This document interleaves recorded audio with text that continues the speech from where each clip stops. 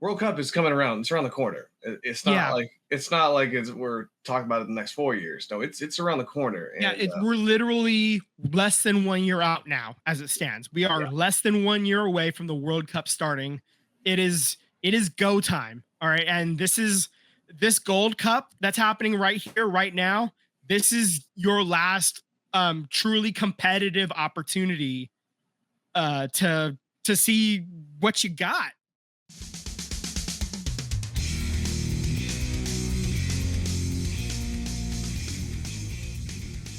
Switch gears to soccer. Let's talk BayFC.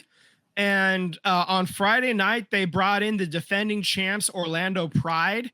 Marta came to town, and unfortunately, Barbara Banda went full Barbara Banda in the 58th minute, and BayFC lose 1-0. It's unfortunate. Jordan Silkowitz could not play. It was her first missed game of the season. It was due to an illness. Emmy Allen gets the start in net. Caprice Didasco, the defender for BayFC, she hits the crossbar in the 57th minute off of a corner kick. And then literally 1 minute later, Barbara Banda got that goal. It was a quick start, basically right off of a counter, there was a quick foul off of the counter, quick start off of that, and then a deflection, and then it just gets past Emmy Allen. Nothing she could really do about that. The final 25 minutes, though, of plus another 9 minutes of stoppage time, AFC was relentless. Just massive advantage of play. They just couldn't get the final touch to secure a draw or a win. Some of the final stats, shots 20-7, shots on target 6-4. Oof. Chances created, these are final totals, by the way, 11-5. Corners 7-5. These are all advantage BayFC. Orlando had 5 saves versus BayFC's 3. Let's see. Your expected goals. BayFC. Let's see. Orlando had 0.35 expected goals. BayFC had 1.74. They were absolutely peppering the net. It's just, like I said, the final touch, just could not quite make it happen. Morehouse was fan-flippin-tastic. The goalkeeper for Orlando, there's a reason why she's been getting a look at the U.S. women's national team, because she was phenomenal. And there's Emily Sams, one of the defenders on Orlando. She's been getting time at the national team as well, and they're so good on defense. And BayFC was so good for the last 35 minutes. Basically, the ball was basically entirely on the offensive end, and they just could not find the final touch and get it past. Man, it was frustrating that they couldn't get the final touch, but that's soccer, Yep. Unfortunately, that's soccer sometimes, and I you live with that sometimes. It sucks, and because they lose instead of draw, they fall to 9th place in the NWSL. That's out of a playoff spot as it stands right now.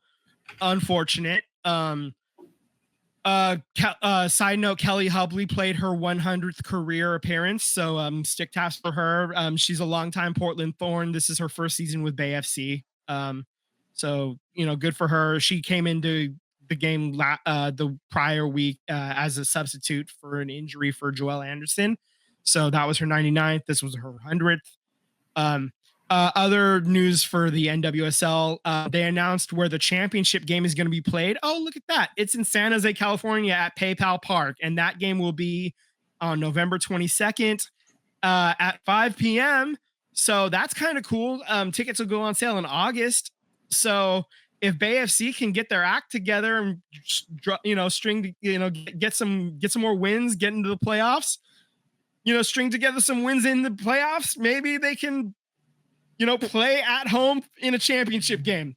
I don't want to. That would be so damn cool. I obviously that's putting the cart before the horse. They're, trying to get into the playoffs at this point, but it would be really, really cool if it happens. But even if it doesn't happen, getting to host the championship game is obviously a huge, it's a huge honor. They're a top 5 draw in the league, right? Like they're, in terms of attendance, just pure numbers. They draw over 13,000 a game, and they're it's all the games that I've gone to, I've had a ton of fun, and I highly recommend going to one of these games if you haven't yet. That's my pitch. The next game is at Gotham FC. That's Saturday. That's going to be this coming Saturday, and that's at 4:30 p.m. And they're in New York. So let's just real quick, the U.S. women's national team news. There is no international window for the women's side. There is for the men's side. We'll get into the men in just a second. But the only news for the women is FIFA updated their rankings. The top 3 remain unchanged. It's the U.S. women's national team up top. Spain is 2. Germany is 3. Brazil jumps 4 spots. They were in 8. They're now in 4. England falls to 5. Sweden stays at 6. Japan falls to 7. Canada falls to 8. Korea stays at 9. And France jumps up into the top 10. They're at number 10. So, that's kind of fun. That's it for the women. If only the men's side can be as proficient as the women's side. For real. International men's side news. You like my notes on this one? The Tuesday game for the men's side, the loss 4-0 against Switzerland. It was bad. Real effing bad. Like that's my notes on that game. I don't even really want to. It was heinous. I mean, the goals they allowed came in the 13th, 23rd, 33rd, and 36th minutes, and then 3 yellow cards. I mean, just like, what is Poach supposed to do? I mean, he can't. This doesn't even have his regulars. He can't even fulfill it. Yeah, a lot of them aren't even getting granted to be able to go play it because they have their own big tournaments going on. Yeah. You have the club between the Club World Cup and then the little disagreements with Christian Pulisic and just all that, like the little mess that's turning into. I mean, so it's a little weird there. The Gold Cup did start, by the way. They did get the win 5-0 against Trinidad and Tobago. I mean, it's good that you got a win. It's good that it was 5-0. Winning is a great deodorant, but Trinidad and Tobago, they are not I think they're ranked 100th in FIFA. Yeah. So, I mean, it's nothing to brag about. I mean, I'm glad that you handled business. You look at the stats, it was shots, it was 21-3, 11-2 when you look at on goal. Your possession was 71-29. That's what it should be.